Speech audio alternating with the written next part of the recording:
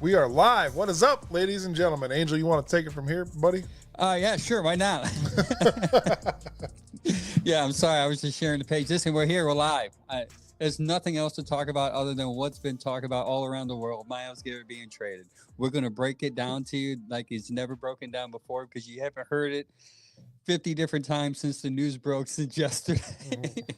No, we're going to talk about Myles Garrett. We're going to talk about, we're going to give our take about Myles Garrett, the trade request. What does this mean? We're going to read his statement to you. We're going to, what is this change? What's going on in Berea? Like, we're going to calm you guys down a little bit. And most importantly, we're going to have our very, very best friend, Barry Shuck, on the show. He's going to talk, he's going to give his Myles take, and then we're going to do the Senior Bowl recap, which a lot of people seem to forget about because obviously Myles Garrett is more important than quarterbacks that you'll probably get in the third round anyways. But either way, we're here, man. We're here for you guys to vent, to let out. How do you feel? How do you guys feel, man? Is everyone okay? Everyone, are the pets' heads falling off? The birds' heads? I texted that to you guys yesterday because I imagine, because my feed, I had like, I'm not even lying to you, like 20 people on Facebook Messenger, just like bling, bling, bling, bling. That's how I found out the news, by the way. And then I'm like, what the heck? I thought it was fake, first of all, because one of the fans, a couple of them were Pittsburgh fans. So I'm like, this is fake. And then I saw Adam Scheffler, of course, once he does it, then it's legit. And then I just imagine Jim Carrey going, my birds' heads are falling off. You know, I just imagined it because it's how Browns fans react to things. I even fell into it. But today, I did some yoga and I yenned myself out. And I'm good. And that's just what Brown's fangirl said. She said, I appreciate the calming of the masses over the situation. And that's what we're here for. This is the venting zone, if you will. Yeah, we're here to make you laugh. I mean, there's a time for panic. That was yesterday. Yeah. Now we're over it. Yeah, we're accepting it, man. We're embracing it. We're gonna tell you how, you know what? We're going to tell you how trading Myles is a good thing. Maybe. Maybe not. Either way, stay tuned. We might not all tell you that. We might not all tell you that. There's a lot to go over with this situation. We're going to go over. I would like to make sure we go over the Cleveland Browns fan take on what Myles Garrett is worth compared to what the rest of the world thinks Myles Garrett is worth. That's the topic I can't wait. That is yes, we have to talk about that for sure. It's gonna be fun. Obviously, he requested a trade yesterday morning. That was not a good way to start off a Monday. What? Yep. Oh, you just now found out? James Frank on Facebook says he is not okay. Yeah, James, we are here for you, man. Give me a hug. It was rough. It was a rough day. This is rough news, guys. It is. 50-degree day in Cleveland, and we're all enjoying it until about 11 o'clock. You hear about Myles Garrett requesting a trade, and it just dampened everybody's day yesterday in Cleveland. They had a little parade not parade. I don't want to say parade. What do you want to call that? It was just a desperation to get Myles' attention. Yeah, and there was not many people showed up because it was Monday. It was last minute, but people showed up and they talked on the news about how. You know whose attention it did get, though? The quarterback that some people don't want, Shadur Sanders. Yeah, because they were playing his song.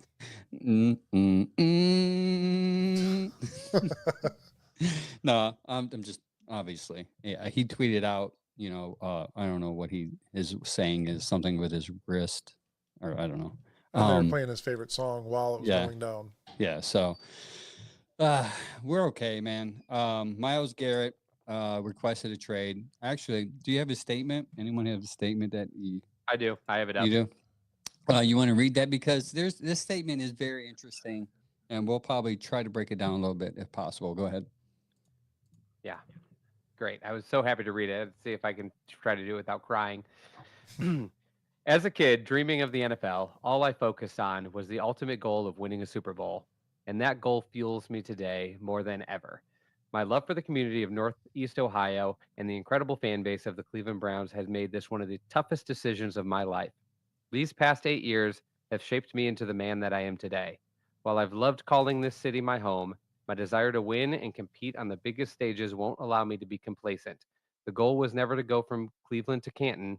It was always to compete for and to win a Super Bowl. With that in mind, I have requested to be traded from the Cleveland Browns. Myles Garrett. And he signed it very fancy. It's like one of those, like, Honestly, I've never seen his signature. Is that what it always is? It's like That's I M was told M that's his P. yeah, I was told that's his Okay, signature he puts on his like memorabilia, his stuff that okay. he It's kind of a cool signs. signature. I've never seen Yeah. it before. So with that being said, um he did request a trade. Browns don't have to trade him. So keep that in mind as Browns fans. After the panic wore off, I realized, wait a minute, they don't have to trade him. They can just make him stay here, or B, if they do trade him, they can trade him to whoever because there's no trade clause. Like you have no say, Miles. Now that's not the Browns' culture. They tend to be catering to the person they want to get rid of. Where you want to go? We saw it in Donovan Peoples Jones and even the other pass rusher we got rid of this past year. But So Darius Smith. yeah, Zadarius Smith. So I don't think. Are we overreacting right now? Did we overreact yesterday? I mean, No, that was I woke up this morning asking myself that question. I got up at 3 a.m. to go to work, and I'm like, as I'm driving to my first account, I'm like, was it like I'm normally like balanced out, dude, for Browns fans that we dealt with so much. I'm like, your but wheels yesterday, looked otherwise, man. You looked yesterday, miserable. yeah, yesterday it hurt me, man, and I don't know why, but maybe it's just the accumulation of just crap this past year, and it just Miles was just this Miles news was just my outlet. But I got up this morning. I was like, was I overreacting? I think part of it is, from my perspective, part of it. Well, two things for me. One is it's very hard. The 49ers are a great franchise. They've been a great franchise for like my entire lifetime. Even like when I was too young to really get football, like I started to get when I was like in my like early teens, and the Browns like came back, like, and I started to really dig into football. But like 49ers were good in the 90s. The 49ers were good in the 2000s. 49ers have been to two recent Super Bowls. Somebody just asked for a trade from their team last summer, and I guess my point is it's still, because it's us, like feels like some kind of dig, even though he's like, I love the city of Cleveland, I loved playing here, I love the fans. It's still like it sucks that somebody once traded from your franchise ever. But I do have to like base myself on the fact that people have asked for trades from the Bengals. They were just in the Super Bowl and in an AFC championship 2 years in a row 2 years ago. The 49ers were in two Super Bowls recently, and somebody asked for a trade from their team. Like it happens, but then it hasn't happened here for several years. And the last time it did happen here, we had been bad for so long that we were like, yeah, like we've just been terrible. But now it feels like we were turning the corner, and then to have a season so bad that somebody asked for a trade directly following it is pretty rough. So that, I think, is half of it. The other half is, no matter how bad this particular season was, because the last few, as exaggerated as we want to be, weren't like the Browns of the 2000s and 2010s. The Browns of like the 2020s, ever since Baker and on, like have mostly been mediocre or good. This team was old school bad, and it Mm-hmm. didn't matter because it was like it's still somewhat fun to watch because you're always watching to see if Myles breaks a sack record, if he can get defensive player of the year. Like there was something about Myles that was like, you were proud that a first pick in the draft they actually got right for the first time in history.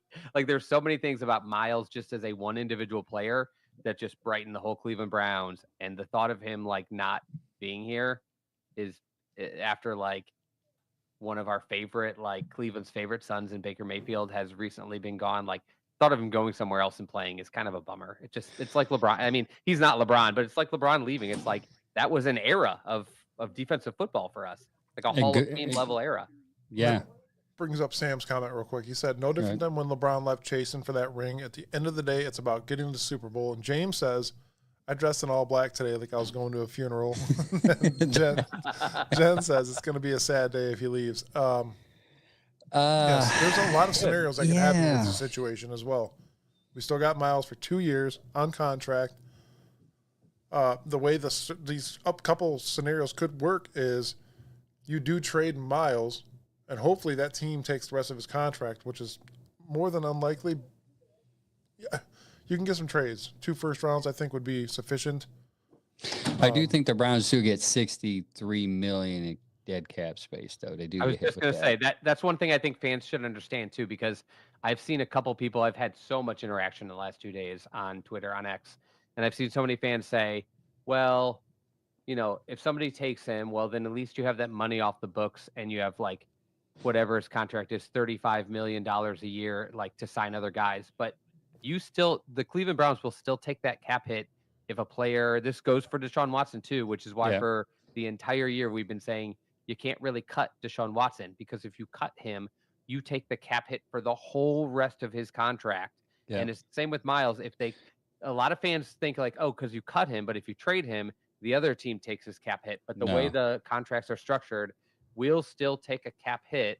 Even if we trade him, the other team will take whatever part of his salary isn't on the cap hit, but the rest will go to us. So over 2 years, I don't know the numbers. I looked at him earlier, but I forget. But for 2 years, if he's getting paid, let's just say like, 35 million a year, we might take a cap hit of 40 million, and they might take the rest on the salary after that. So it is a little bit complicated to trade him financially, because we still don't have the money to sign replacement guys. So we would need to get a haul in order to be able to successfully trade him. Yeah. And it somewhat kind of happened with Baker when he went to the Jaguars or Panthers. Yeah, they took on his salary, and luckily he was still on his rookie deal, so you didn't have the type of hit. But Myles is on a second contract, so that's where it's like, okay, they signed him. Now your cap hits are bigger. Yeah. Yeah, it's going to be insane, because I saw a lot of people say, well, just blow it up. Like, well, if you blow it up, hypothetically, you'll get rid of Myles, and next will be Ward, but then you'll be taking more of a cap hit, because he has cap that you have to take on.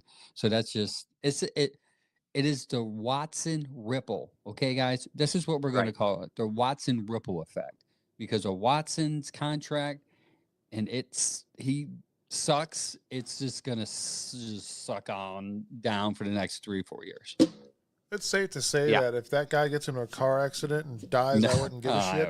I wouldn't go that far. But I'll be honest. I'm not that far from you. I wouldn't. It would not affect my day that much. It's still sad, but like, I honestly think I would be sadder about Myles playing for a different team. There'd be a parade downtown if it happened, dude. Wait, right before we got on this call, I said, when you work in the medical field, like, it's not that you take death for granted, but if you don't know the person, it is kind of like easy to just compartmentalize and separate it, because we were just talking. If you walk into the hospital and like the patient in 201B passed away yesterday, and you're like, okay, I'll cross them off, because like you just like it just becomes like it becomes a norm. So you're like, oh yeah, that happens once a week, so not something that blows me away. Yeah.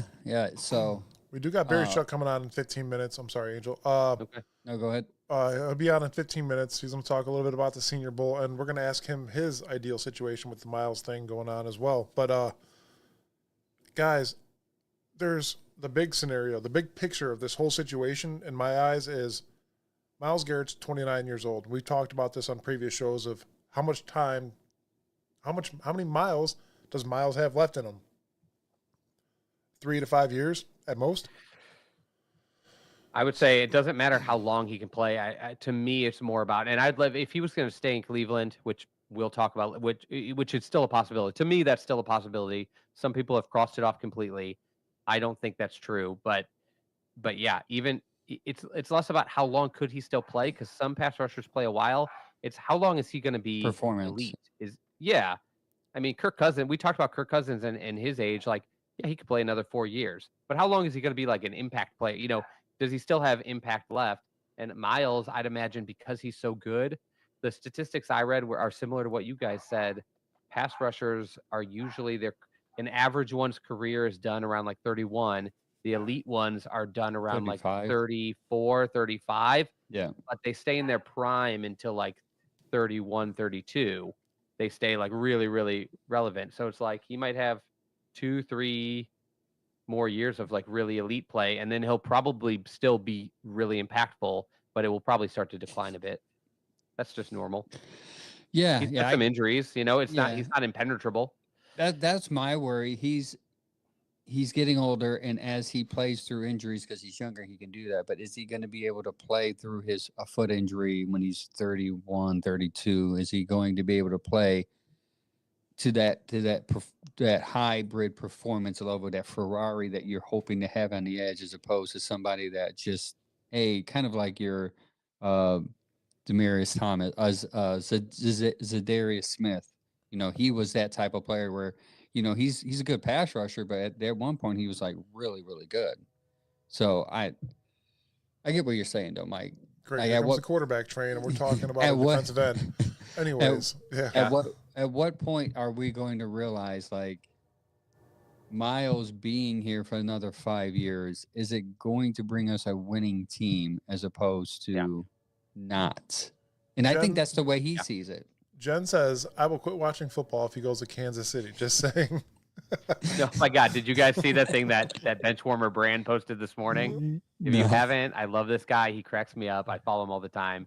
He posts those like fake videos of like the eliminated quarterbacks club and like he posts all these videos. And this morning's was about Myles Garrett, and it was hilarious because somebody said that like all the guys were complaining about who gets him, and the NFL was like, hey, if everybody doesn't shut up and stop complaining, I'll send him to Kansas City. And everybody's like, oh, that's good. I didn't see that. It was like the NFL. The joke was like the NFL was like running the trade. Like, where should we put him? And he's like, make him come here. And so it was funny, but definitely check it out. It's a great skit.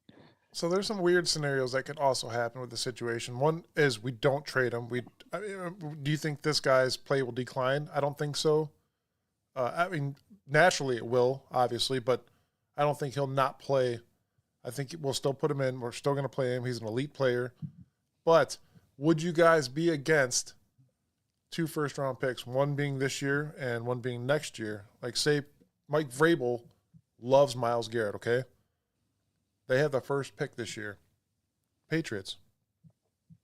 Why would you not do that? Take that. You get the first 2 picks. First 2 picks in the NFL draft this year. They have the 4th pick. The first pick's the Titans. Or sorry, yeah, I'm sorry. I'm thinking Vrabel Titans. I'm sorry. Back, yeah. Mm-hmm. Old Vrabel. But still, so do I. And I wish we would have kept him as well, done something with him. But yeah, the 4th pick. So you'd have the 2nd and 4th pick. You can do a lot. Here's the thing. Here's the reality. Because this is what we're talking about. In real life, what do you guys think a Myles Garrett trade is realistic? Because I would say something about my realistic thought is 2 late first rounders is what I think is realistic for him, or 1 early first. My problem is and you guys can disagree if you think he's worth more or less. My thing was 1 early first and maybe some change, or 2 late firsts. The problem is everybody with an early first in most cases is a pretty bad team who's looking to sort of rebuild. The Browns are probably the one of the few teams up top who have a competitive roster, and they're picking up top because they don't have a quarterback, but they have a lot of other pieces. Everybody else, like up top, like Tennessee needs a quarterback probably, and a lot of other things. The Giants need a quarterback and a lot of other things. New England literally just started a rebuild last year. They're not ready to compete. Jacksonville is probably closer to competing than others. They probably need coaching and then a few fill-ins. But like the Raiders aren't ready to compete. The Jets probably think they are, but they're not going to trade a first rounder when they need a quarterback, because they're not going to trade that because they need that asset one way or another. Like I don't know. I don't know who of the top trades. And then so in my view is if he's worth like 2 later first rounders, do you really want Buffalo's 2 first rounders, which will be like 30th and 29th in the next 2 years? Like, does that move the needle compared to like a Myles for taking that cap hit and all that stuff? I don't know. I would say that I would give him to Tennessee as much as possible just to make him suffer, because he made me suffer for a day. That's what you do. Just pay him back, man. Pay him. No, I agree. I think you do. I think his value will be 2 first-round picks, but you're not going to get 2 first-round picks from a top 10 team, because they're looking to go younger, and they're not looking to compete unless it's somebody like Washington this year who happened to trade in that pick anyway. Yeah, you need somebody who thinks. Yeah, you need somebody who thinks like, oh, we got this. Or maybe they're like, we're going to use, like, maybe the Titans are like, we are going to use our first pick in the draft, or the Titans are like, we're going to use our first pick in the draft on a quarterback. We're taking Cam Ward or Shadur Sanders. Like, maybe they do go that direction, and they're like, we'll give you our next two, and you can make the pick in your head about, like, where do you think they'll be in the next 2 years? I don't think they'll do it because I think they still think they'll be pretty bad, and they need to build. They just hired a brand new GM. He's not going to want to give up his first 2 round picks for the next two years. So then here's the top perfect 15 question for you. Perfect question for you, Angel. You're the Tennessee Titans. What would you rather have right now? Abdul Carter, who's 22 years old, or Myles Garrett, who's 29 years old? Myles Garrett's the sure thing. Yeah, that's the thing. Like for me, if I get 7 years younger, if I get Myles Garrett, if I get Myles Garrett, and in the second round I can draft Will Howard, in the third round I can draft Henderson, and then in the fourth round I can get Ohio State receiver, I'm good because I got Ohio State Buckeyes and Myles Garrett. No, maybe that's what Mike Vrabel wants: Buckeyes yeah, and Myles. Okay. So obviously you're going to go with the younger talent and the Abdul Carter, hoping that he is the future Myles Garrett. So I don't think Tennessee would. I was just being a bitter Browns fan. But I agree. I'm just thinking in my head, like, because you said Tennessee, and I was like, well, they're the first pick, and a lot of people think they might take Abdul Carter if they give up that pick. It's like, will you giving up Abdul Carter for Myles Garrett today? 7 years ago, hell yeah, Myles Garrett's a lock. He's a Hall of Famer, and I don't know if Abdul Carter will be that turn out that way. We always think these guys are that, and then No, I don't think Abdul Carter is going to be a Myles Garrett. Yeah, but if they do, Myles grade was incredible. Yeah, he was a no brainer. Do you guys remember? Do you guys, Mike, Angel? Do you guys remember the biggest criticism on Myles Garrett coming out of the draft? He didn't want to play. He was too smart. He had other interests other than football. He had other. He enjoyed things like reading. And they're like, can a guy who really likes reading and learning really be a superstar football player? He's too eccentric. I don't know, man. I don't know. He's gonna have other interests. Abdul Carter has some questions about his size a little bit, and like so. But there was no questions on Myles physically, with his gameplay, with his technique. It was just, well, he has a lot of interests, and he's smart, and he's really into reading. Yeah, that's a red flag. James the said, dude plays Dungeons and Dragons as well. Come on, guys. Yeah, I mean, he's a nerd at heart, and I love that. And nerd, right? James Frank said, Gibbs. Is it Gibbs or Gribbs? Gibbs from the Lions. Gibbs. I thought it was Gribbs. The Lions' first round pick this year and their second pick next year for Myles. Yeah, that's what I told you guys yesterday. They offered 2 first rounds when the Zadarius Smith deal happened. They supposedly offered 2 first rounds and Jameer Gibbs. But here's 2 issues. Here's 2 issues. They may have offered that at the trade deadline, but they also had a 14 or 15 win season this year, and that Myles Garrett would have also helped them with an extra year this year's Super Bowl run. Yeah. So is the price tag go down a notch? Yeah, the price tag go down a notch because you just lost a year of his contract, a half a year of him play, and a Super Bowl run that you wanted him for. They wanted him at a time where they knew they were making a Super Bowl run. Now, if they pick him, they're expecting that again next year, but they don't know that Goff will be held. Like, there's more unknowns now than last year when they wanted him. And so I could see that price tag going down a notch. But at least it's a baseline. At least we know, like, one team was willing to give up 2 firsts, and the Browns, honestly, and again, but that comes to exactly what we said. What's their pick this year? They're picking like 28th. Yeah. Oh, I can tell you. Hold on. I think it's somewhere in there. I'm on it. 28th. You're right. Yeah. No, you're right. 20. So we get the 28th pick in the draft, and don't get me wrong, that's a good pick. We're picking 33rd. We're picking first in the second round. Like, we're picking 33rd. That would be dope though, because you get 2. Yeah, you get 2, and you get 28 and 33. I mean, you can get your quarterback. I'm just saying, like, it's very close to a second round pick. Yeah, right. That's huge. Sam says the NFL should just give us the next year's Super Bowl trophy. I don't know if he purposely said that. Super Bowl trophy when Myles gets traded without even playing for it. And then James says, I don't want him to go anywhere, but if he does, I just want him to go to a good team No, and stop for us that, to man. get something good out of it. That's not me either. Stop. I'm so Listen, spiteful. I'm so spiteful. listen, I love Myles. He's probably the best player we've had here since the expansion era. I don't hate him as a person. He's going to probably go down as one of my favorite Browns. But to I'll sit probably there and accidentally say, cheer for him. I Yeah, probably will just yeah, but good for subconsciously see him Miles. get a sack, and Yeah. I'll be like, yeah. Yes, Just like but we do with Also, Baker. I do not want him to go to the Chiefs. I don't want him to go to Do the you wanna Bills. Listen, know guys, we why? do it with Baker. We're going to do it with Myles. Those are two guys that built See, but with Cleveland Myles, back I into would what be it used like, to be. man, he got 10 sacks today. That's cool. But Baker, I'm like, yeah, he threw 5 touchdowns, but 2 weeks ago he sucked. So that's my justification. Well, I won't Myles point does out the same Myles thing, is though. wrong. Listen, Myles does the Yes. same thing. Oh, He does it. Barry's That's here. Barry. I'm just adding him Yeah. in there. Yeah. no, yeah, Myles. That's something maybe we can talk about later about Myles. There is issues with Myles that no one at 10 so they overlook, and sometimes he becomes a ghost in certain Right. games, right? But that's a topic that we can talk for a different day. Barry, I'll bring you in here about 2 minutes, buddy. So real quick before we move on to Barry, I do want to talk about what fans think the trade of Myles Garrett is, because it is hilarious. I've seen so far. Okay. 3. I'm not lying to you. Someone said, "Hey, do you think we can get 3 first rounds and 2/3 for Myles Garrett?" And I sat there. I'm 99% of my life I'm a boomer, so I'm on Facebook most of the time, and I'm thinking like, what makes you think Myles worth that much? You know what I'm saying? Can I get whatever drugs that dude's Yeah. on? So I think that's the most extreme trade proposal I saw. This one's about equivalent, but the difference between firsts is that could come from the Chiefs, and they're terrible firsts, right?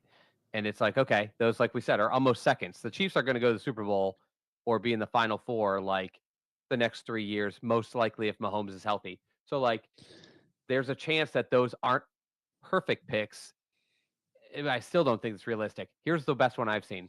Somebody said J.J. McCarthy, who was like the 10th pick in last year's draft and probably would be the highest graded quarterback in this draft. Yeah, he would. Jordan Addison, who was like the 15th or 18th pick in a different draft, and a first round pick from the Vikings. So basically, like, 3 first round picks. It's not even just 3 first rounders. It's 3 first rounders, and 2 of them are already playing in the league, very young, and are great. So we already know they're not busts. Like, you already took the bust potential out of it.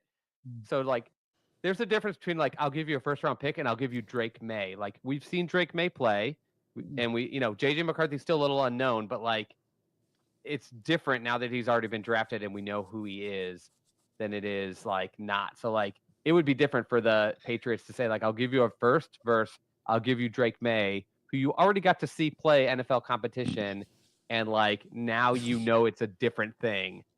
Totally different. All right, guys. Now is the time. We are going to bring Barry Shuck in here, the guy that you have all known. I'm sure you guys have read his stories plenty of times on Dogs by Nature. What is up, Barry? Thank you for joining us tonight, man. Hey, y'all are knee deep in Myles Garrett talk, aren't you? Yeah, we were having fun. We were at the expense of some fans, but yeah, we were. And now it's your time to shine, Barry. I mean, obviously, you and I talked yesterday and today a little bit about the whole the whole Myles Garrett ordeal, and we want your input on it. What do you think of this whole shebang that's going on right now? Yeah, I as soon as I heard it, I sat down and wrote a story about it. I think they should let him go. I think they should work out a trade and wish him well and kiss him on the cheek and say, go chase your dream. And it is an unpopular opinion, Barry, for the fans, for the general fan base. I got that, but if you look at his announcement, and I told Mike this, look at where he asked to be traded. That part of what do you think that means? I mean, that's like getting divorce papers in the mail from your wife. Number one, you didn't even know she had an attorney. And number two, why does she want a divorce? And if you, Myles Garrett has thought long and hard about this, and his rookie year they went winless. He's no closer to winning a Super Bowl now than he is 8 years ago when he came to the league. So I think he had a come to Jesus moment about week 14 and said, "What are y'all going to do? What's your plan? Show me what's going to happen with this team because we're not going anywhere but down." It's true. Maybe what Andrew Berry did was like, so we have DTR. Yeah. So that's what we have. And maybe that discouraged Myles. No. What's alarming to me in that letter was when he threw the same comments Andrew Berry threw at him when he said, we want Myles go from Cleveland to Canton. And I think Andrew Berry is not reading the room enough on his own team to think that Myles just wanted to be. It was Myles was going to settle enough just to be a Hall of Famer, when Myles had been from the beginning. Yep. What this whole trade talk started was when Myles says, "I want to win a Super Bowl." You know, he was probed by Mary Kay by saying, finally got out. He said, "Listen, I'm going to sit down with the team. I'm going to see where the team's at. But my goal is always to win a Super Bowl." And for some reason, Barry did not hear that, the Super Bowl part. He just thought of, well, Myles wants to be great, and we're going to make him go in Canton. So I think that was a huge misstep on Andrew Berry's part. Yeah, and it's not money. Myles has more money than he can spend right now. He lives in a 5-bedroom, 5-bathroom house, but it's worth less than $2 million. So it's not like he spends a bunch of money. He doesn't, fly to China for his trips, and he doesn't have a fleet of cars. And Aaron Rodgers has 4 houses. Myles doesn't do that.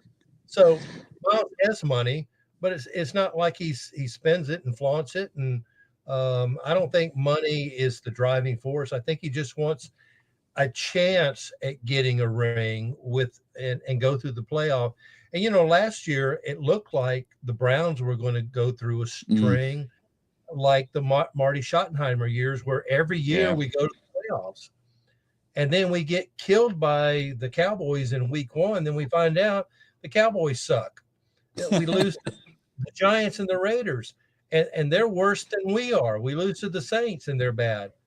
But this is pretty. I could see why this year is the year that pushes someone over the edge if you're questioning the direction of the team internally, because it was miserable when they had a quarterback. It was miserable after the quarterback got hurt, and coming into this year with all of the talk, I think the global perspective, although I've questioned whether it's totally true or not, the global perspective is this quarterback class stinks.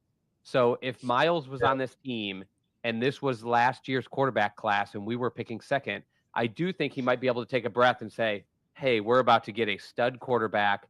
Maybe things will be fine. Now people are talking about, like, maybe you skip on the quarterback to draft a higher talent skill position. And I could see that soaring around the Pro Bowl and kind of the NFL ether over the last couple of weeks, because I had questioned, like, what's happened over the last 2 weeks since he came out and said, like, we talked about it, it's okay. Yeah. What's swirled around is that, like, there is no quarterback coming to save any team this year, most likely. At least that's the general accepted perspective. Yeah, well, even if we did have a quarterback, let's just say we're confirmed that we're going to sign Aaron Rodgers. So what? If you notice, when he came out, it was while he was at the Pro Bowl. Well, he's around all these other players from Washington and Buffalo and Minnesota, and they're all talking, Detroit. They're all talking about their season, and Myles is going, yeah, we lost 14 games. We're picking second. That's about all he can say. And he spent 8 years doing this, and he's no closer to a Super Bowl than when he came into the league. So, and he's only been to the playoffs 2 years, played in 3 playoff games, won 1. But I think that's part of it. But if you notice, this came out before the draft and before free agency. So that lets me know.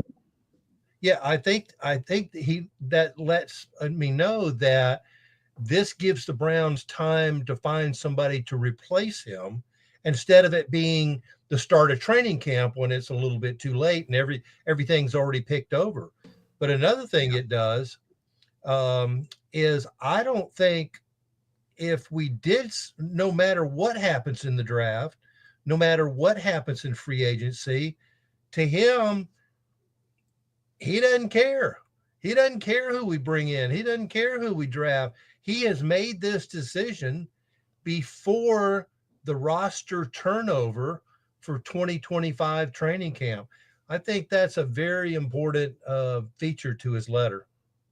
Barry, I have a sincere question for you. Okay, I have a sincere answer. Where the hell is your beard? Well, That was have you sincere. noticed, Don't let him pass you, Barry. have you noticed that? Huh? Barry has a He's got a beard little, for the he's show. got a little, yeah. He has a beard for the show. Don't fool So- you guys. So, I see the stubble. I see the stubble. I appreciate that. Yeah. So this is my beginning of it, and I knew I was going to be on your show eventually. We had 10 inches of snow in oh yeah. Pensacola Florida, a week ago. They said it was going to snow on a Tuesday. We got 10 inches. I mean, 10 We haven't inches even of gotten that snow in Surprise, Florida. surprise. And That's- from Tuesday to Saturday, I still had snow in some shaded areas. So I didn't shave for like 10 days. I didn't go anywhere. Perfect time to grow a beard. They Right. they shut down all the roads. They shut down all the bridges because then it rained, then it turned to ice, and everybody here's drive. freaking out. Yeah. Can't drive on it. Nobody has snow tires. Nobody has chains. Nobody has. We didn't even know what rock salt was until it snowed here. So everybody just stayed inside for 5 days. James And, Frank even just said, "Oh yeah, Barry had a beard the last time he was on." Yeah, See? you had the hang up beard. I have a beard now. Barry, so here's my last question for you on Myles, because I mean, I Right. think your take's pretty reasonable. I think fans are having a little bit of a freak out moment. Yeah. For me, I think there's still a chance he could stay if they can't find the right trade partner. I don't think they're going to just give him away. I think they might say, "You stay, we'll try to find a partner at trade deadline." I'm just saying that I don't think anything's written in stone. If he were to be traded, though, what do you think is the realistic price Yes. for a Myles Garrett? I think a first, a second, and a third. I think that's the realistic price. Now, Andrew Berry could have had 2 firsts and a quick running back at the trade deadline, and he passed. And I would understand that if I had Smith, Harry Sanders, or Megatron, or Dick Butkus, or Gale Sayers, I wouldn't trade them either. I wouldn't have traded Myles Garrett for that. But another thing, with Garrett asking to be traded, does that take away any leverage the Browns have? I mean, dude, I thought about that, but I think some of the leverage can still come from multiple teams, just like multiple in the teams wanting Deshaun him. case. Yeah. Yeah, multiple teams wanting him is what rebuilds the leverage, because if you're Minnesota, you're bidding against Buffalo, who's bidding against Kansas City, who's bidding against Detroit. Yeah. So luckily, I think the market will still. But you're right, like it is tougher when he publicly demands a trade, because now everybody knows he's going to be gone. So you got to take a real hard, like, we're not trading him stand. So that people still will pay. Do you think what changed is if we go through the sequence of events is he goes on and says, "We're not trading Myles Garrett," and then during the Senior Bowl, which we're about to get into, Barry, he said, "I'm not going to trade Myles Garrett even for 2 number 1s." And then Myles Garrett comes out with, boom, the letter, right? So do you think there was dialogue, like Myles is letting him know, like, listen, I'm being respectful behind the scenes. I want traded. Let's do this privately. I want to respect you. And when he came out with those comments, like, we're not trading Myles, that was Myles' way of saying, hey, man, he's digging his feet in. Now it's my turn to dig my feet in. I want out of here. Well, there's 2 kinds of divorces, messy and amicable. Yeah, this is messy. This is I think this could end amicable in the way of, like, a divorce could, like, one guy or girl would not want it, the other one wants it. When it becomes reasonable that it's definitely going to happen, I think they can both make one another, like, okay, if it's like finding the right partner Like, think about, I mean, I brought up the Watson trade. That was a messy situation in Texas. Well, they left awfully happy out of the situation. They didn't want to trade him. Eventually. And then they were like, okay, yeah, well, we got a good haul, and now we feel good. Yeah. Yeah, eventually. And they traded him to Miami first, and then that fell apart. Yep. Then Cleveland got him. Oh, do I wish that had not fallen apart. Lucky us. I think Myles is playing nice now, and I'm thinking he's saying, "Hey, do this for me." And you know, the Browns are his football parents. Yeah, they are. And the Daddy. title to Myles Garrett is that contract. They own the title to him, and so he's got 2 years left. He'll make $20 million this year, $25 million the next. I don't think that's the issue, though. I think he just realizes, hey, we're never going to go to the Super Bowl while I'm here, and he'll turn 30 next year. I think that's probably a part of it too, in addition to the age where he played this whole year with like foot problems, and he had to just battle through foot problems. He had a shoulder injury 2 years ago that cost him some time. I think he's realizing like there's some mortality in my game. I'm not always going to be getting 15 sacks a season and just dominating every single snap. Like, no matter how there's going to be a point. Yeah, there's going to be a point where like a championship team might not want me. And so I see that. I agree with your take though, Barry, that I mean, so I'm a Browns fan that lives across the country in California. I walk into a bar. I walk into a bar on a Sunday with my Browns gear on, and somebody like pats me on the shoulder with like an Eagles jersey and goes like, "Yeah, man, rough." Like it's like, you think Myles didn't show up at the Pro Bowl with all these superstars on superstar teams? Myles is one of the few Pro Bowlers that came from a losing situation. There's just not as many. The winning teams get more notoriety, but you think he doesn't walk in there and everybody just goes, "Man, how you doing it?" Like people feel bad for you, and then you feel bad for yourself. It's just like it's hard not to be around a bunch of people.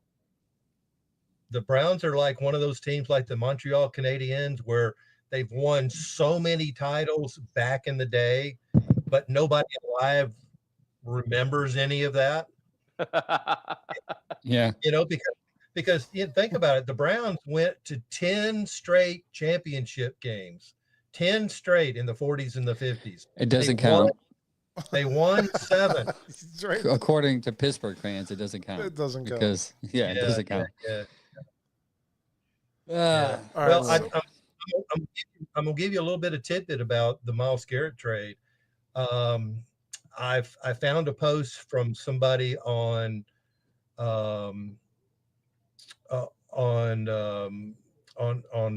that does like the caps, that does the over the cap, and the Browns would have to absorb $38.6 million before they can trade Myles Garrett. And then I think then they posted another that they would have to restructure Deshaun Watson's contract. They would have to restructure Denzel Ward's contract. They would probably have to cut Jack Conklin. They would probably have to trade Greg Newsom. All of this would have to happen before they can trade Myles Garrett. All right, Barry, you can stop talking now. So it's a rebuild. Next. I do think that's the take, is if you decide to trade Myles, you're rebuilding it. Wrapping it up for at least a full year before you can start trying to win again. And it might take that long anyway, but like you're just admitting that like we can't compete next year, it's over. And I just think that's kind of the decision they have to weigh come like the next month or two. Yeah. Yeah, but having 2 first-round picks for the next 2 years would be lovely. Look what the Houston Texans did in 3 years with 2 first-round picks. They've won their division twice, and they've been in the playoffs twice. Didn't I tell Barry to stop it'd talking? be good to finally have. Let's be fair. If we could get into their division, we would probably have a couple division wins over the last. Yes. We would be division champs every year. Speaking of young talent, You went to the Senior Bowl, and can you tell us about that experience a little bit? Hold on really quick, Barry. I'm sorry. Since you're not bearded, I got to shout out to our beard sponsor, Beard Gains.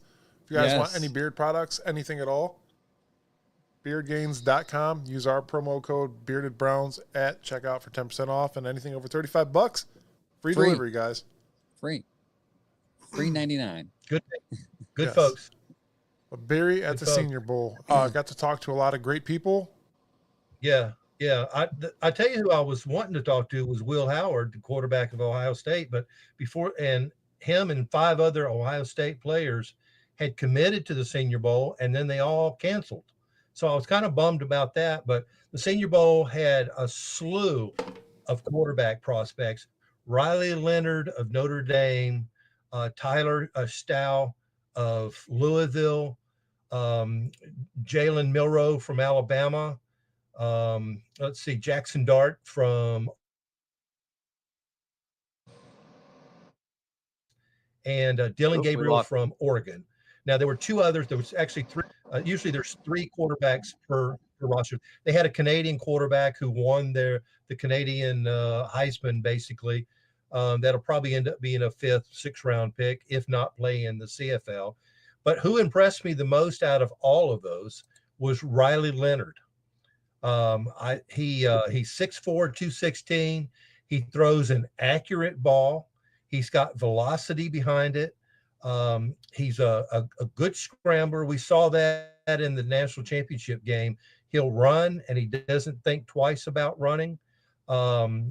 He's got next level ball placement, and he's got the arm talent.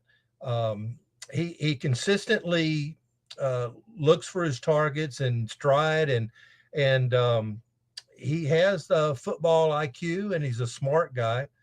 Another guy that I was impressed with later in the week was Jackson Dart. The first day that he was there, he didn't look so good. He wasn't accurate at all.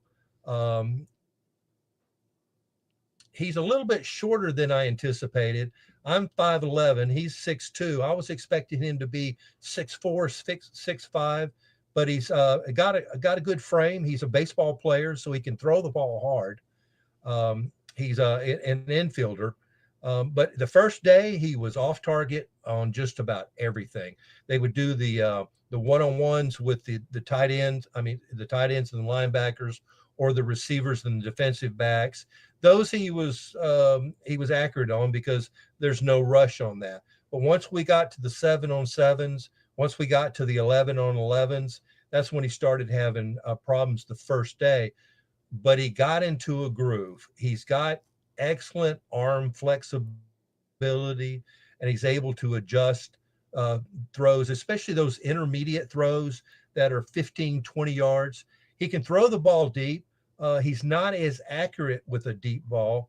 And then when he gets flushed, he's definitely a dual threat type quarterback. I don't know what y'all think, but I love a running and a scrambling quarterback.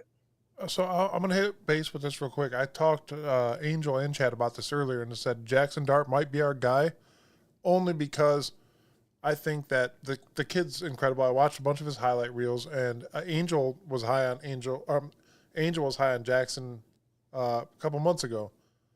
I think the kid has great pocket presence, and like you said, he could escape the pocket when needed.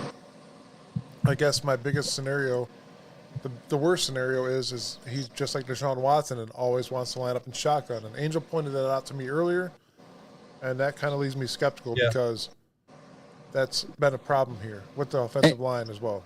And my biggest worry with Jackson Dart right now is that he's a Lane Kiffin guy. He's been with Lane Kiffin since USC, and he's followed him to Ole Miss, and he's just Lane Kiffin wired. And that Lane Kiffin style of work is you don't read defenses. Basically, they do motion to trick the defense, and then he's just getting the ball out quick. And his footwork, obviously, because if you're not under center, you don't know how to work your way back when you hike the ball. And obviously, that was one of his issues in the Senior Bowl too, was dropping the ball under center. So those are red flags. I'm not saying I don't like Jackson Dart. I'm saying I don't like him here because I don't think we're ready for a project. I think from a fan's perspective, I think if you get Jackson Dart, they're gonna. Because I'm telling you right now, he's all over my feed. Every time I say something about a quarterback, Jackson Dart, late second round, Cleveland Jackson Dart, loves Jackson Dart. Jackson Dart. So and I can't figure out for sure if they love him because they think they're getting him in their third round or they actually love him. So that's my issue is like I do like him if I was a Ram, right? Because he can sit behind Stratford and learn for a year or two. My worry is like we get him here and your veteran quarterback's gonna suck a game or two, and fans are gonna be like, get this dude in here. And I don't think he'll be ready this year. And I think the way this front office works, they're gonna rush this quarterback in here, and Jackson Dart's gonna get ruined. So I asked him about Lane Kiffin. That was one of my questions.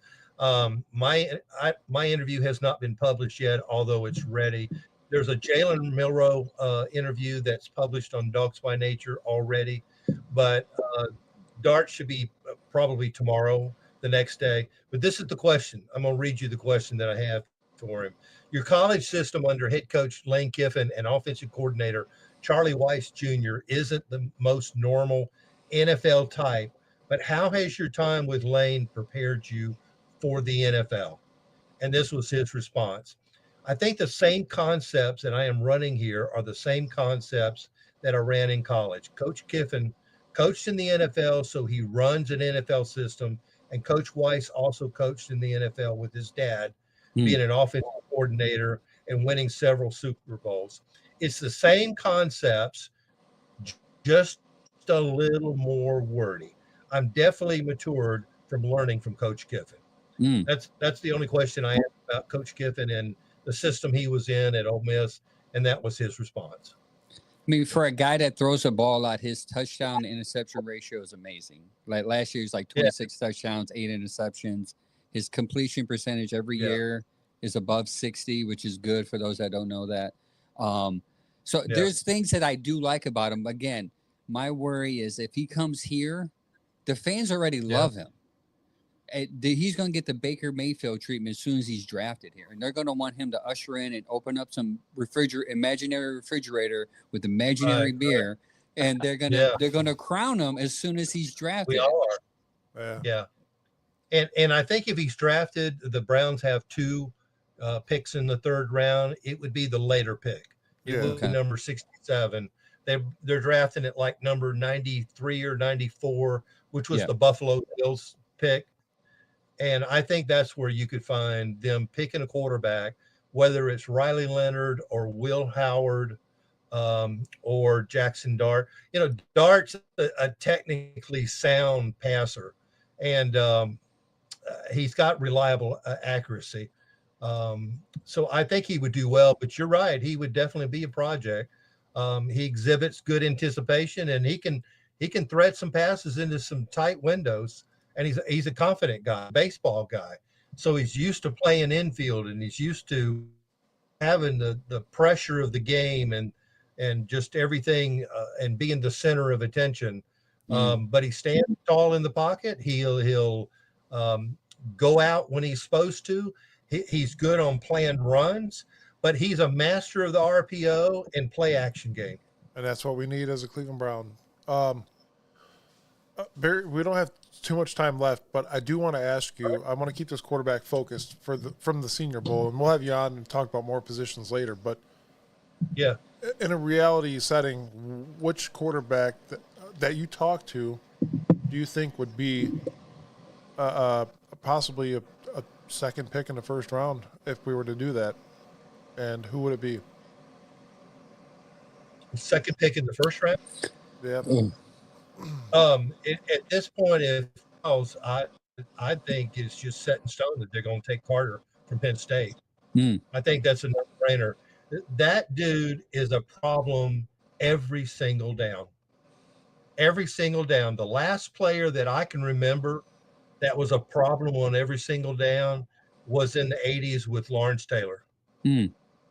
Wow. I'm not saying he's Lawrence Taylor. I'm just saying for a guy to be that active and that problematic from a pass rushing perspective. Myles would stay and we'd get Carter. We would just blow the doors open as far as the defense. Jim Schwartz would have so much.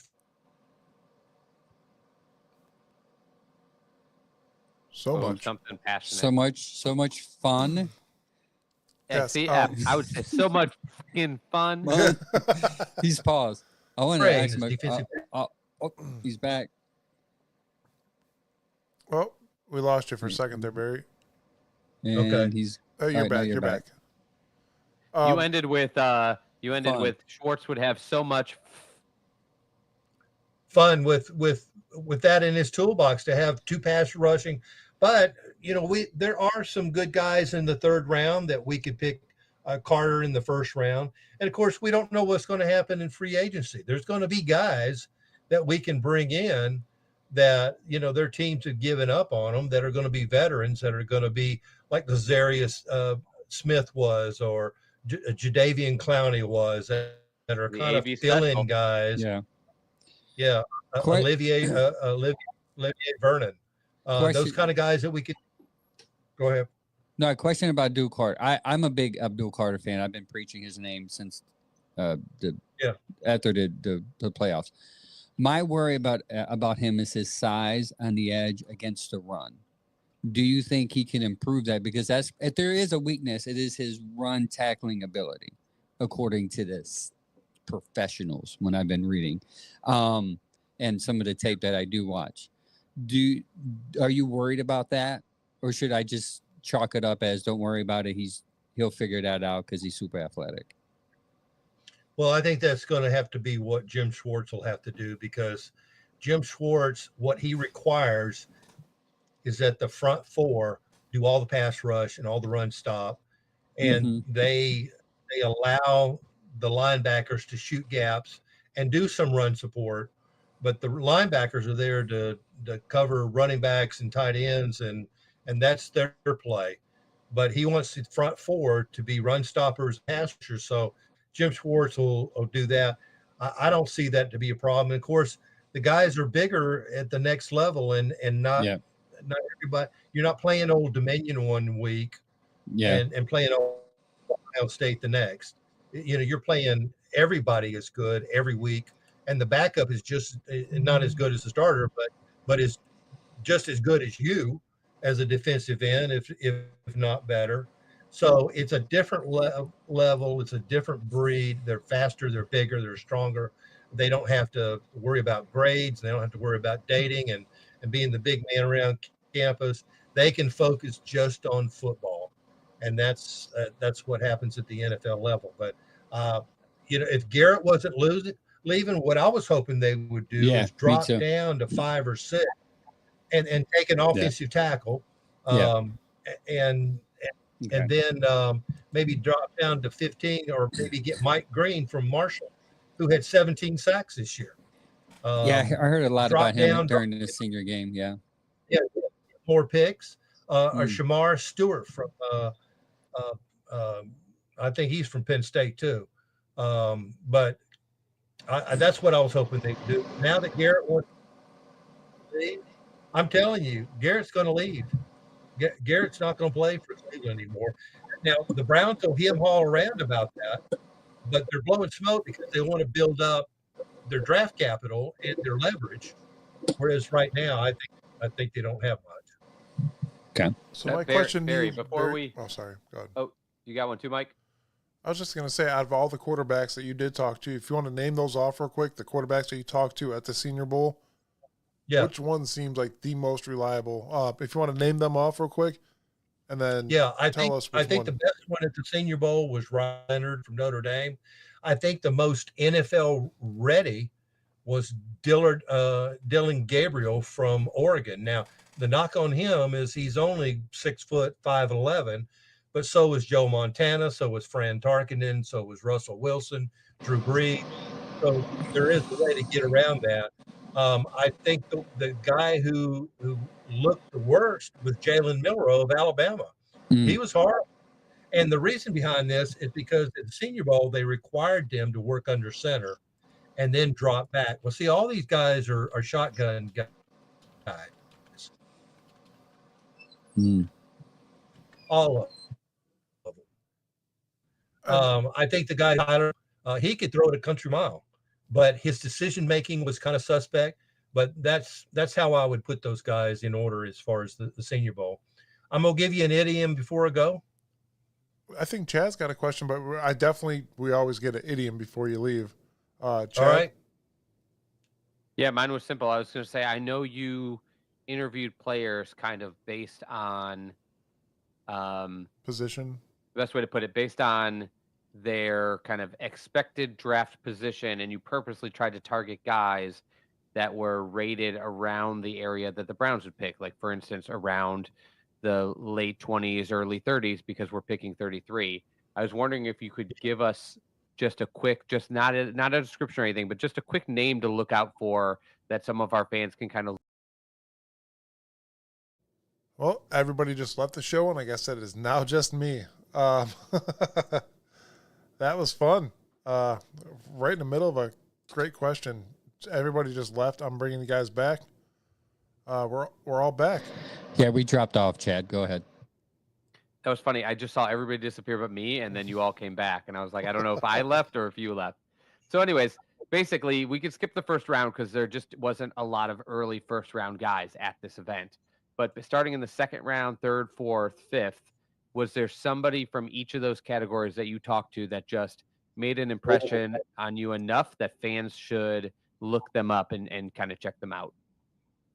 Yeah, and what I did with my list is where the Browns were picking, and I picked a big board that I trust, and I just picked players that were at the Senior Bowl that would be around where they were picking. It didn't make any sense to talk to a guy that was going to be 20 picks away. If we want to go linebacker in the second round, a guy from South Carolina by the name of Demetrius Knight. He's 6'2", 245. He is absolutely a thumper. We're going to pick the very first pick in the second round. So the good thing about that is the first round will come and go, and we will be the first team to pick on the second day. If we want to go linebacker for that same pick, a cornerback Trey Amos from Ole Miss, he is like glue. He can play man. And let me tell you, every draft, Andrew Berry has drafted a defensive back and a wide receiver at some point in the draft. A guy that I absolutely love is TJ Sanders, the defensive end from South Carolina, 6'4", 290. He is just all over the offensive backfield. He's a great guy. He's got a high IQ, a nonstop motor. I would love for them to take him with the first pick in the second round. If we want to go offensive tackle in the second round, Gray Zabel from North Dakota State, they won the national championship at that level. He was one of the most dominant offensive tackles. He's 6'6", 305, along with Wyatt Millam from West Virginia. He's 6'6", 317. That would be in the second round. The third round, I would go safety with Sebastian Castro from Iowa. This guy is all over the field. He's just all over the ball. He got great run support. He makes up his mind, shoots for it. If we want to go offensive tackle, Arente Eseri from Minnesota, 6'6", 330. We've got to get an offensive tackle in this draft.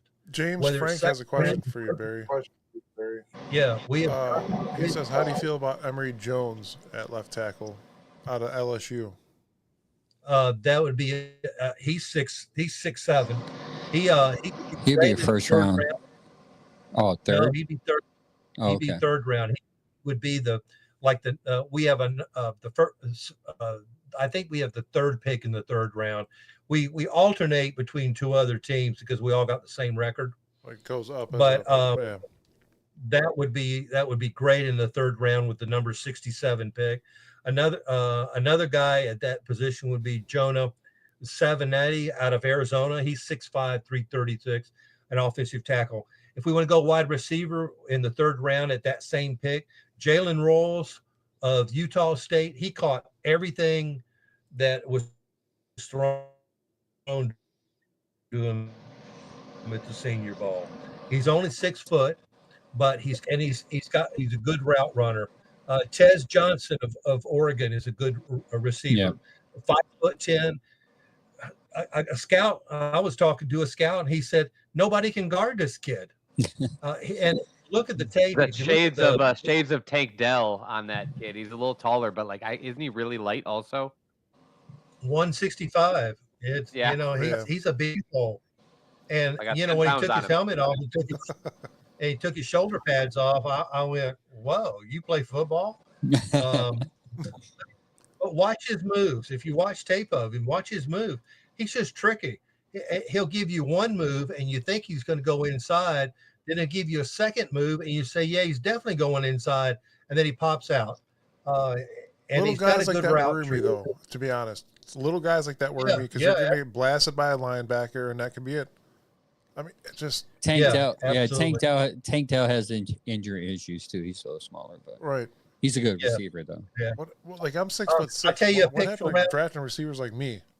I'm 315 pounds now, so it's different. But in high school, I was like, they got to be quick, man. They can't be 350 running to a 4, doing a 5.2 down the field, man. Let me pause you. If somebody like Tez Johnson is 6 foot, just 6 foot, he's not going anywhere where you can pick him anyway. So that's why he's available. That's the knock. Yeah, here's the thing about Tez Johnson. He grew up in Bo Nix's house. His father committed suicide when he was 15, and Bo Nix's father was the high school football coach and brought him into his house. And then at some point they adopted him.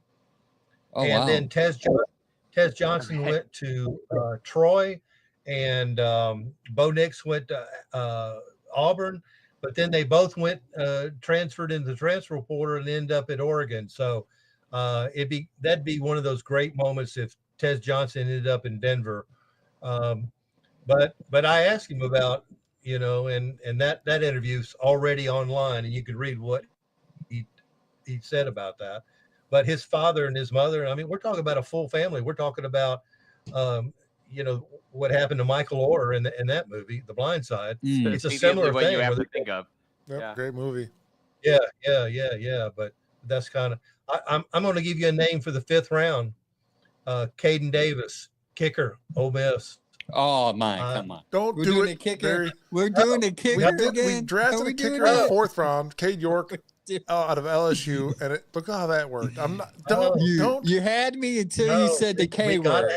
You had me. You know what? He just reeled in so many Browns fans are on board already. Kicker. Okay. Browns fans love their kickers, man. That's true. This guy is money. He's got a huge leg. He is absolutely money. And do you think we're going to keep Dustin Hopkins? I mean, when he got hurt the year before, he was money. But yeah. And then look at all the kickers that we got rid of that are starting. That's a good point. Look at Justin Tucker in the same shoes as Deshaun Watson, or massage parlor. Oh, yeah, I mean the same massage parlor. Justin Tucker was undrafted. Justin Tucker went undrafted. So, but I'm telling you, he is money. He's got a really strong leg. We're going to have to address kicker. Are we going to bring in, Nick Folks? Somebody like kick. That. I will forever. Go kick. Mike's kick. Mike will kick for us. I'll put on a steel toe boot and I'll make it happen. All right, yeah, Barry, give us your ism. Is that what you're saying? Any ism. We got 4 minutes left, Barry. Go ahead and knock that out. Your idiom. And the 4th round. Idiom. Kicker in the 4th round. That's your idiom. Whoa, he froze again. He froze. I don't agree with kick. Oh, he's gone now. Yeah. we gotta get Mike heard kicker, and he booted Barry off of this show. See you, Barry. He's back. He's back. All right, Barry, you are back. He's like, you're pulling. Well, that's y'all's name. That says don't draft a kicker in the 5th round ever again. I will boot you from the show. No, I'm kidding. I didn't boot you. I promise. Yeah.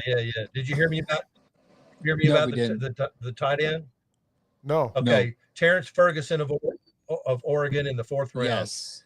He's 6'5", 255, exceptional blocker, got a wingspan of 6'11". That would transform us, and because we're going to have to do something about tight end. We're not going to keep Jordan Akins. He doesn't have any catches, and David's on his last year of his contract. David's on his last year's contract. If he can even make it, because he seems to be getting hurt. We talked about that earlier in the year when the season started, about his injury history and being worried, and there's no depth at tight end. So, yeah, I think they're going to need a drafted tight end. James says Barry is pulling Myles and dipping. Barry, are you there? He's there, just not. Like We've had some serious technical difficulties on the Barry side today. But no, it's his internet isn't amazing, I don't think. Send him some Spectrum. Being on a Florida. He's a Florida. Yes. Hey, no names. They don't pay us. Hey, Yeah, that's true. Yeah, absolutely. Thank you. Oh, he's gone again. All right. Future internet sponsors.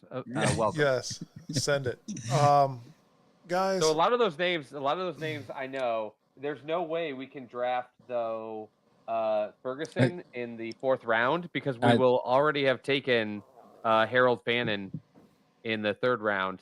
So sorry. We obviously need a tight end. What do you guys think of Blake Whitehart staying on his team this year? It's fine. He probably will. He's cheap enough. I mean, he's okay. Yeah. This was from everything I saw in my Senior Bowl and Shrine Bowl reviews, along with it followed everything I've heard leading up to this draft, which is almost unanimously, this draft is loaded with running backs. This draft is loaded with defensive linemen, and this draft is loaded with tight ends.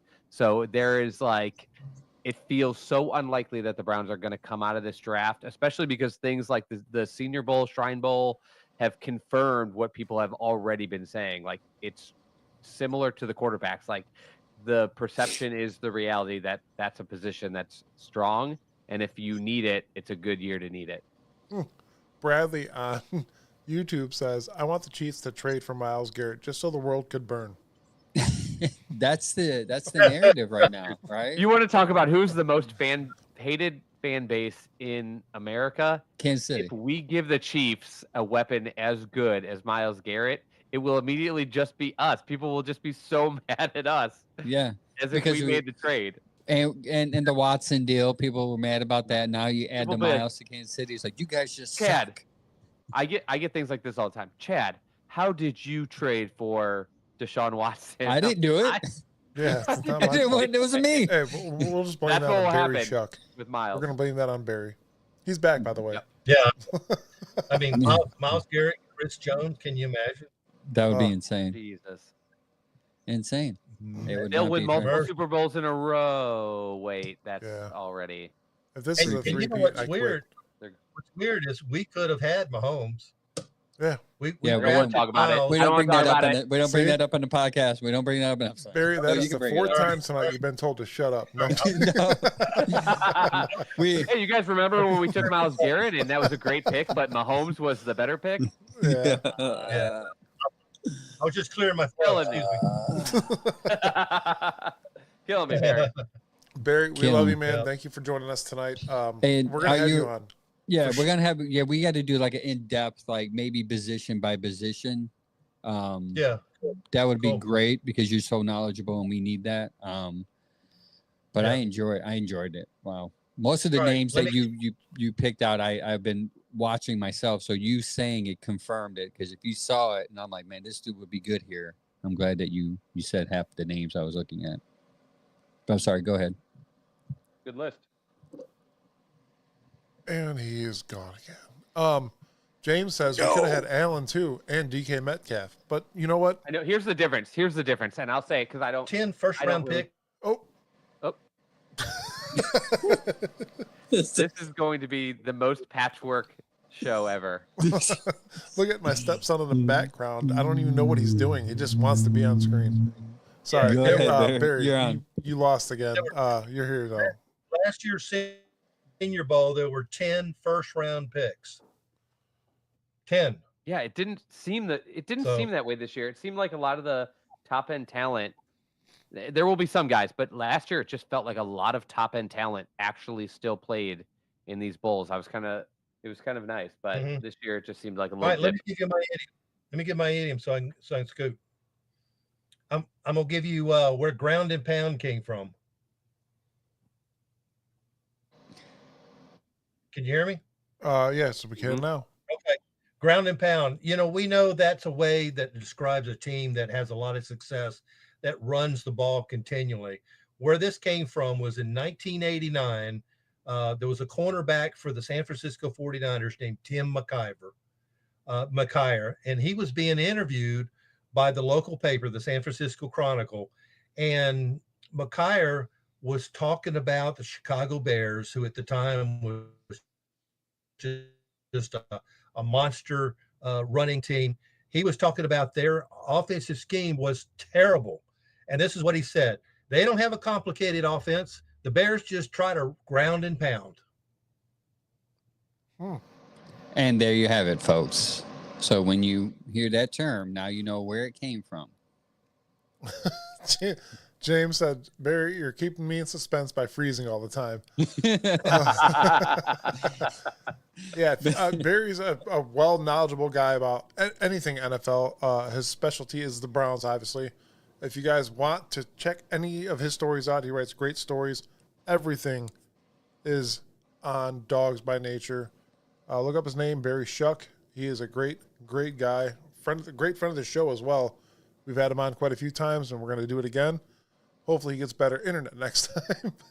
I'm going to be on anybody on X. I'm going to be tagging him because I'm going to be posting some of these Senior Bowl player interviews that he had, and so you can catch some of those right on our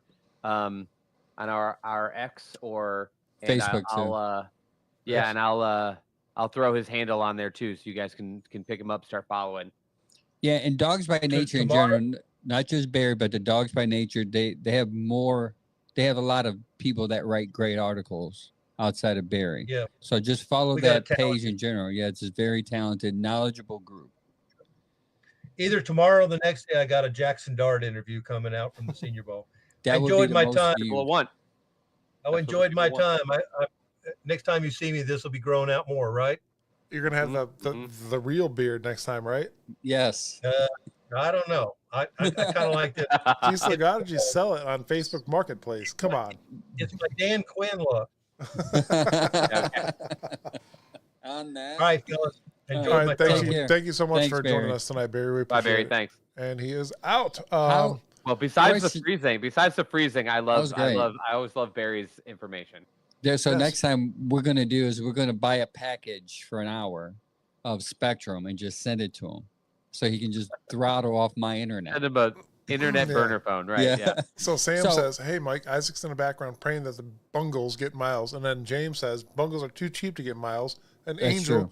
You were here earlier when I had the conversation with my stepson. I said that's the first thing I said. The Bengals are too damn cheap to pay Myles Garrett. I wonder what the Bengals have a pile of their own players that they can't even get signed right now. What makes you think Myles? That's what I told him. Did I not, Angel? I said, you guys can't even pay your receivers. You're elite receivers right now. So, let's talk about Myles Garrett. How can we get credentials to go to a Senior Bowl? That's the question I wanted to ask him, but he kept on freezing. I didn't want to wait 20 minutes for him to answer it. So, remind me to answer that next time. But that would be a good gig. All of us down there in Florida just scouting out prospects for the Browns to play in. It's great. That would be fun, and be able to talk to them and have a one-on-one with them and figure out where their mindset's at. I think that's obviously crucial. That's Andrew Berry's job. That's part of the job I want to start doing. But hey, man, that was a great. He's a good dude, man. One of my favorite. When he's on the show, it's great. Absolutely, gentlemen.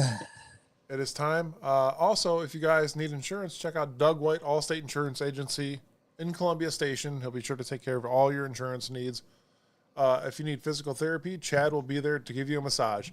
Anyways, no.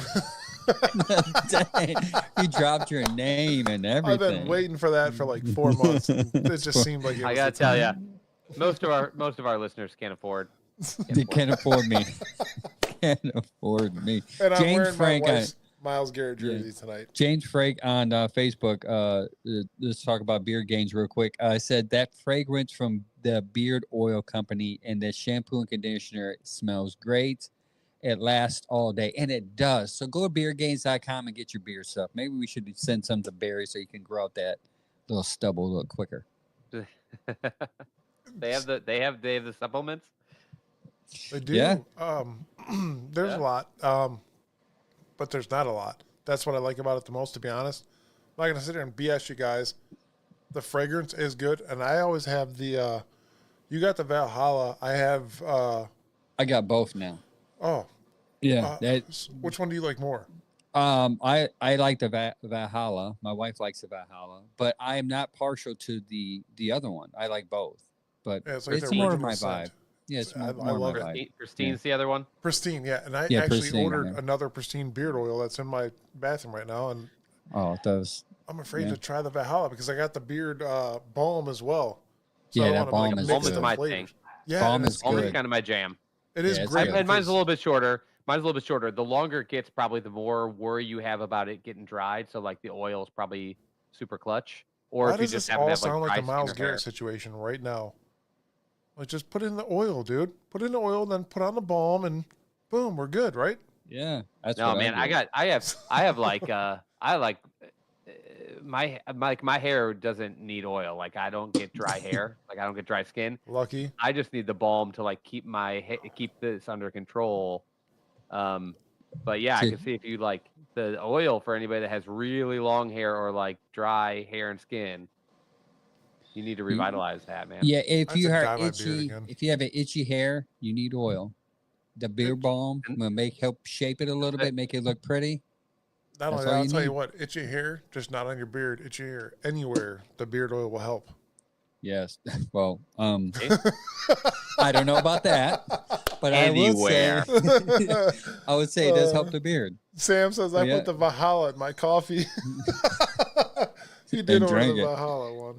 Good job. I got to smell it. I've been not good. I skeptical gotta bring to it. order that one, but I gotta bring it. I'll bring it over one day yes. soon. All right, y'all. Thank you for joining us tonight. Tonight was a great Uh, show. Thank you, Barry, Shuck. Next week we're going to hit up the Shrine Bowl notes that we that Chad so kindly read. Yeah, out. we got Maybe some more. We got gotta some more talk stuff about it. to hit. Yeah. And honestly, like Barry covered a lot of it, and some of the stuff he said, which we can kind of just recap later, kind of mimicked a lot of what I heard from like really big, really reputable Yeah. draft analysts and things like that who were there watching throughout the week. So no surprises from Barry, but it was good to hear it from him because his kind of like Browns centric takes are he's looking at everything from like a Browns lens, and everybody else is just looking at a general perspective. So that was kind of Yeah. nice. Agreed. So that's input we needed to hear after the Myles Garrett trade. Oh, man. Anyways, yes, we'll be here Saturday. I'm sorry, I didn't mean to slam my desk. But Saturday, me, Sam, and Angel will be here. Possibly Chad. Probably not. But anyways, we'll be here Saturday. Whatever time it is. It's 9 o'clock in the morning our time. I'm kidding. It's 10, but Yeah, that's hey, 7 o'clock your was gonna time, say. and I know damn well you're not waking up for that. So So yeah, we'll be hey, live I'm Saturday. fostering a puppy. If by chance I have to be up at that time, I'll let you guys know. Just send us a message. Say send us the link. Send me the doesn't- link. Yep. He does not like to sleep past like 6 a.m. right now. So Mm. Good dog. Wow. All right, you guys stay.